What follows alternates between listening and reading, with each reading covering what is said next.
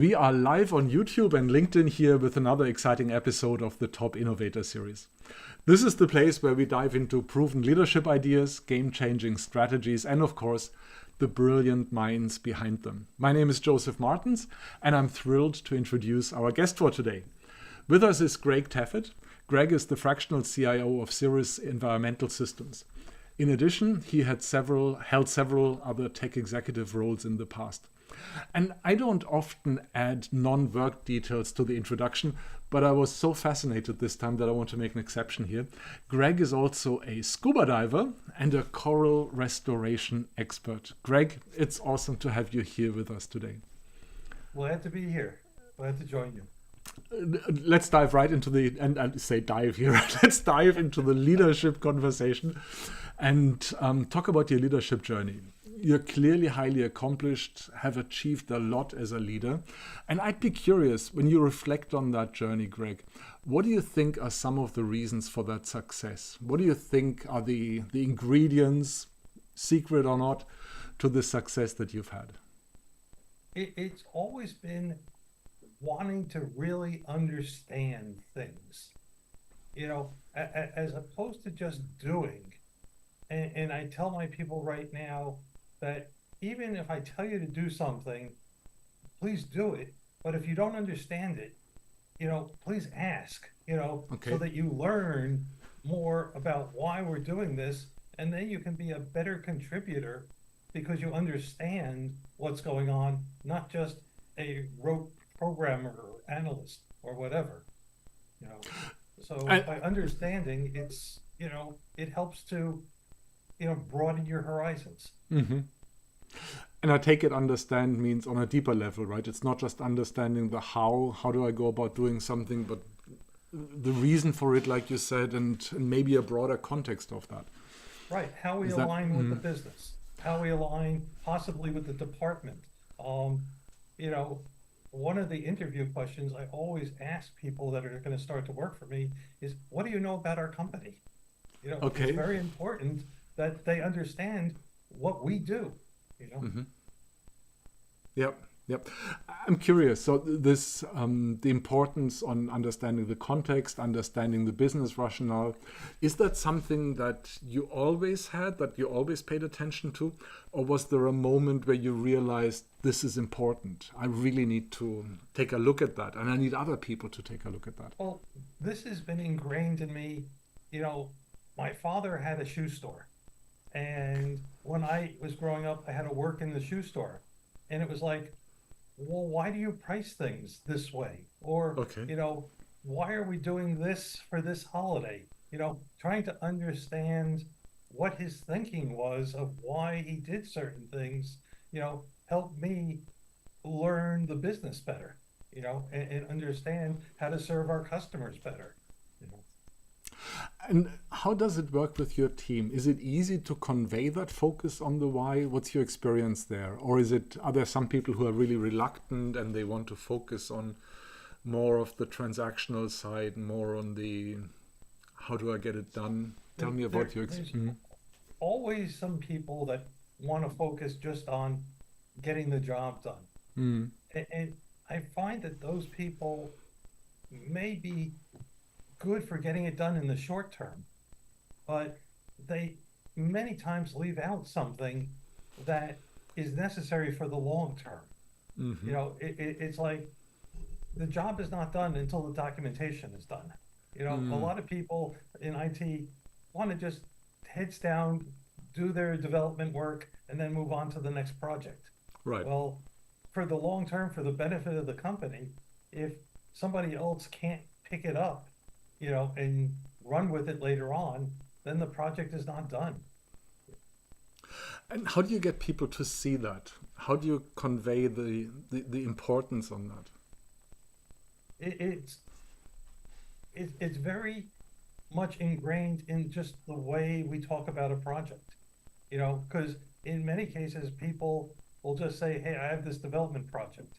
Well, in our case, we have the user buy-in, the change management, the training of the customer, and then finally, the as-built documentation. And then, the cleanup, the part that everybody likes to forget about. It's let's just Yeah. move on to the next one. Yeah. But when you lay out the project initially, you make sure you have all those phases in there so that the expectations are set in advance, that they know these are all the things that make the project, and it's not just the development effort. Yeah. And you're right. It's always more interesting or attractive to start something new, the shiny new object phenomenon, right? Instead of Right. completing something and finishing the last few percent of the job that needs to get done. Yeah, yeah, we want to make sure that people do that. Yes. Yeah. I'd be interested to hear more about some of the lessons that you've picked up during your journey. When you think of some of the mentors that you had, or the trusted advisors that you had, or the people who were important in your professional life, what was some advice they gave you? What is something that they shared with you that really resonated, or you discovered this is more true than I thought it was, or this is an aha moment at some point? As a CIO, we have to deal with lots of vendors and lots of contracts. Mhm. And the one line that I repeat all the time to everybody is that a contract is for the divorce, not for the wedding. Wow. And, there are so many people that look at the contract and say, oh, yeah, it's for X amount of dollars and they're going to deliver something. But all the stuff that when you're dealing with a contractor and they're doing what you like, you never look at the contract. You never care what it says. They give a little, you give a little, there's a compromise. It's only when something starts to go wrong that people look at the contract and say, oh, what did it say that we're going to do in this case? And half the contracts that I read don't have contingencies for what are we going to do in that case? Or, how do we solve this dispute? Or what's the detailed document that's the basis for this contract? And lawyers are great because they make sure that you put in all the there ises and the wherefores and the whys, but we have to look at the contract to make sure it covers the content that we want the contract to be about, because the lawyers don't have any clue about that information. Yeah. This is a great insight. Contracts are written for the divorce, not for the wedding. Right? I love it. Because as long as we are able to talk, as long as the relationship's okay, communication is working, we can change it, right? We can agree to something else. But once we can no longer talk to each other, that's when we need something. Yeah, exactly. And that makes it either a divorce where we, debate a little bit and then go our different ways, or, hopefully don't wind up in court and don't wind up with lawyers. If you have a good contract, you can, use that to set the path to separation. Yeah.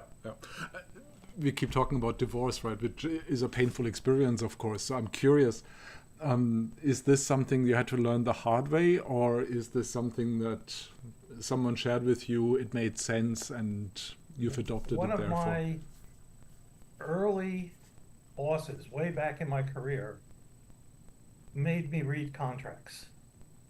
And he explained this to me, and he was a contract expert also. And so that's where, just like everything else, the more you practice it, the more you learn what to look for. And the better you make your contract, the less likelihood there is of a problem. Yep. And you probably have the conversation up front as well, right? In order to put something in the contract, you need to have the conversation. And it makes sure there is no forgotten conversation or ignored conversation or something like that. Exactly. Yep. Exactly. Interesting. So these were some lessons from the past. I would love to look at today now and talk about where you are in your leadership now. When you look at where you are now, I'm curious, is there an area, or what area might it be, where you say, this is where I want to put some focus on. This is an area where I want to grow. This is an area where I want to learn something. Is there such a thing? And I am always trying to learn something new. Right now there's a lot of discussion about AI.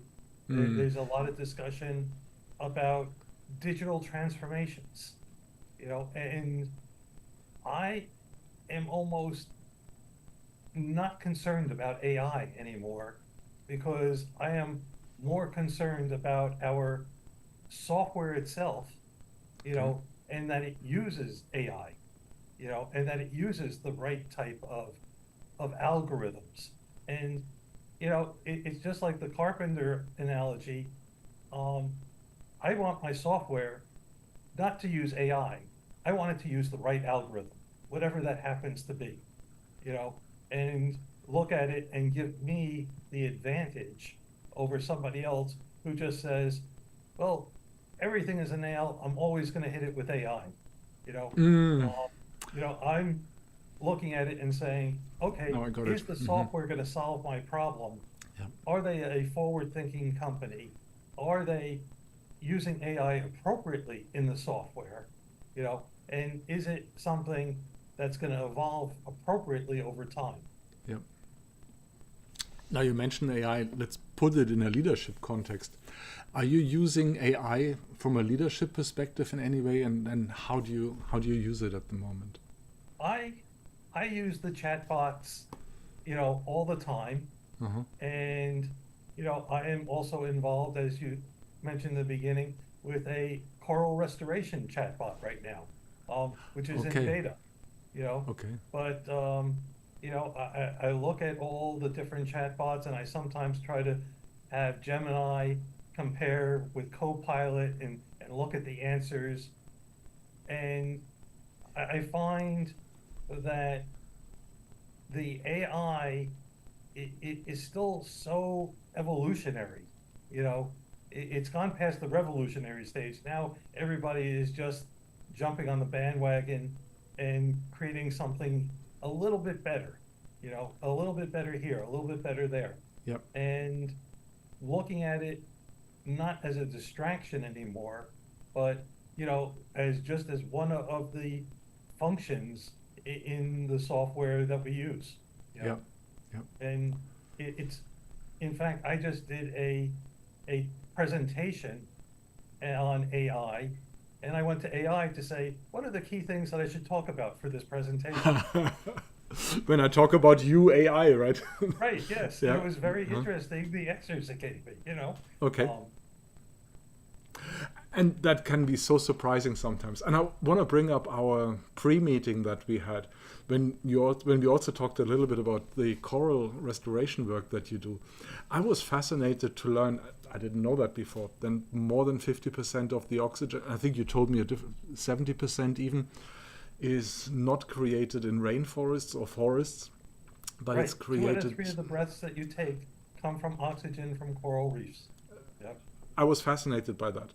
And I'm going out on a limb and say, almost wherever we go and dive into a topic again, we're probably surprised by what we find. And Yes, mm, yes. yeah. So let's take a look at the future now, Greg. I'd be interested to explore how you see the future or your future of leadership. I'm not asking about companies, I'm not asking about titles or positions or so, but I'm curious to know how you position you, how you see yourself in 3 years, 5 years in a leadership role. What is I different then? Mm-hmm. I think of myself as a team builder. Mm-hmm. That is the primary thing that I bring to the table now, is the ability to assemble the right group of people to align with the business requirements. Mm-hmm. Because there are so many tools, so many skills, and so many different levels of learning that people have, that to get projects accomplished, you really have to get the right people aligned. And it doesn't always mean that you need the top guns. Yeah. It also means that you need the people that are going to be happy doing the maintenance, the people who are going to be happy, um, with the daily monitoring, to make sure, because I certainly don't want to look at the same screen every day, day after Right. day. I would become bored. So I got to find the right person who's going to be able to do the day after day monitoring that we need done, you Yeah. know, and find the top guns that are going to handle the hard development problems and the tricky things as the business pivots. So building the right team is using different skills from different people and matching them all together into a jigsaw puzzle that creates a very productive whole.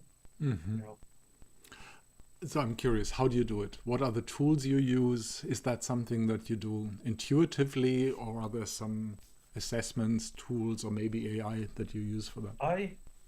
I really believe in just talking to people. Mm-hmm. And before even meeting them, I don't like to be prejudiced by who they are. So even having a telephone conversation and making sure that we can talk to each other, having a dialogue to me has become much harder than it ever was before.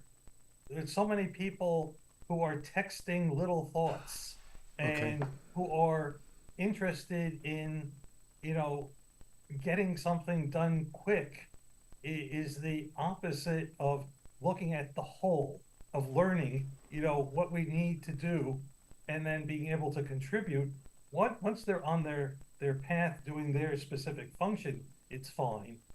But I really like to assemble a team of people that we can all talk about the project, understand our roles, and then if they want to work in their own style, and after we all know what we're doing, then Mm-hmm. whatever their style is, we can try to accommodate that and Mm-hmm. get them to be as productive as possible. And my job then becomes to dance and distract all the distractors from bothering the team. I like You it. know, I like the analogy. And it you know, also sounds a little bit like we're back to the beginning of the conversation, right? Where we also talked about creating context, getting to the deeper why of why the work's being done. And it sounds to me like that's what you're looking for in the conversations, right? Not just right, the immediate quick fix or quick answer to something, but right. a deeper connection as well. Because when the team understands each other, Mm-hmm. they know when to ask for help. They know who they can go to ask for help. And when there's a problem, we can go back and say, okay, how do we solve this Yeah. problem as a team? Not just let somebody be strung out on the ledge, trying to solve something themselves that, is That, the team could help with, yeah. and at the other side, when they're running at like a racehorse down the track, accomplishing stuff, well, then we want to just let them keep going, and Mm. keep accomplishing. And, as a manager and leader, you got to be able to recognize those two differences Mm-hmm. and give your team what they need. Yeah. And as there's so many more technologies and so many more areas and tools, it's harder to know the tools. So as a leader, we have to know how to manage change, manage people, and manage our interface with the business, is the key thing here. You know, Yeah. of course, they Yeah. always want me to manage budgets too, but that's That comes on top of that as well. Yeah. right. But yeah. Okay. Let me ask you one more question, just to wrap up. Tell me one thing where you think this is clear to you, you've discovered this in leadership, you recognize this is important, and at the same time you see many other leaders don't see it. For some reason, they don't have the experience, they're missing something, they don't see it. Is there something where you feel, I wish other people, other leaders would see that as well?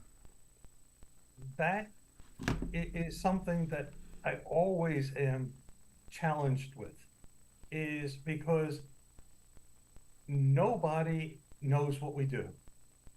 And they think all IT people do the same thing.